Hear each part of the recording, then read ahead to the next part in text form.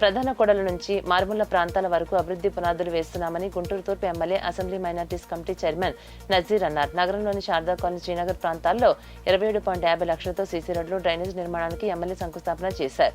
తొలుత ఆయా ప్రాంతాలకు వచ్చినటువంటి ఎమ్మెల్యేకు స్థానిక ప్రజలకు ఘనస్వాగతం పలికారు. ఎన్నో ఏళ్ల నుంచి కనీసం రోడ్లకు కూడా నోచుకోలేదని ఆవేదన వ్యక్తం చేశారు.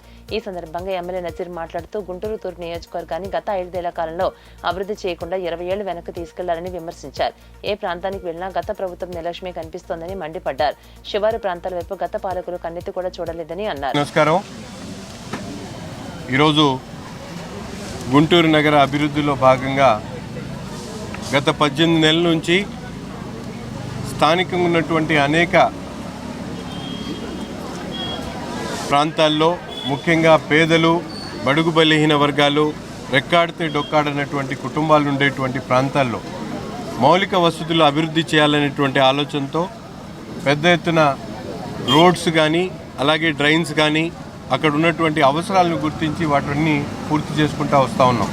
అందులో భాగంగానే ఈరోజు శారదా కాలనీ ప్రాంతంలో మంచినీటి కోసం ఎదురు చూస్తున్నటువంటి 47 కుటుంబాలు గత నెల 2 నెలల నుంచి వాళ్ళందరూ కూడా పదే చెప్పడంతో సురక్షితమైనటువంటి మంచినీరు ప్రతి ఇంటికి కూడా ఇవ్వాలనేటువంటి సంకల్పం ఏదైతే చంద్రబాబు నాయుడు గారి ఆలోచన విధానం ఉందో దానికి తగినట్టు ఈ ప్రాంతంలో ఉన్నటువంటి ప్రతి ఇంటికి కూడా ఒక మంచినీటి ట్యాప్ కనెక్షన్తో పాటు పైప్ లైన్ వేయడం కూడా జరుగుతూ ఉంది.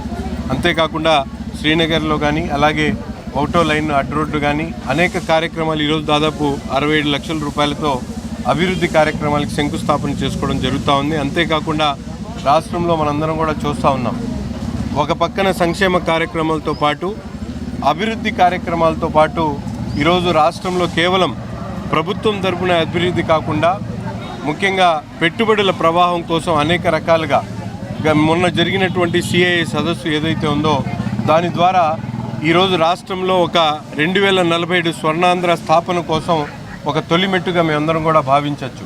అనేక కంపెనీలు రాష్ట్రంలో పెట్టుబడులు పెట్టడానికి ముందుకొస్తున్నటువంటి పరిస్థితులు ఉన్నాయి. గతంలో ఉద్యోగాల కోసం కేవలం ప్రభుత్వం వైపు చూసేటువంటి విధంగా కాకుండా ఈరోజు పెద్ద ఎత్తున ప్రైవేట్ ఇండస్ట్రీస్లో ఉద్యోగాలు కల్పించేటువంటి కార్యక్రమం, అలాగే గుంటూరు నగరంలో కూడా కొన్ని ఆలోచనలతో రాబోయేటువంటి రోజుల్లో ఇక్కడ కూడా 1-2 ఇండస్ట్రీస్లో మహిళలకు స్వయం ఉపాధి కల్పించేటువంటి క్రమంలో ఒక ఆలోచన చేస్తూ ఉన్నాం. తప్పకుండా ఒక 15-20 రోజుల్లో దాని మీద స్పష్టమైనటువంటి వైఖరితో ప్రజలకు అది అందించేటువంటి కార్యక్రమం చేస్తాం. అలాగే ఇక్కడ ఉన్నటువంటి డ్రైన్, వీరమానికుంట డ్రైన్, వర్షం వస్తే ఈ డ్రైన్లో నీళ్ళన్నీ కూడా ఇళ్లలోకి వచ్చేటువంటి ప్రమాదం ఉంది. కాబట్టి దీని మీద కార్పొరేషన్ అధికారులతో అలాగే టౌన్ ప్లానింగ్ అధికారుల ఆలోచనలు తీసుకొని అటు ఇటు ఉన్నటువంటి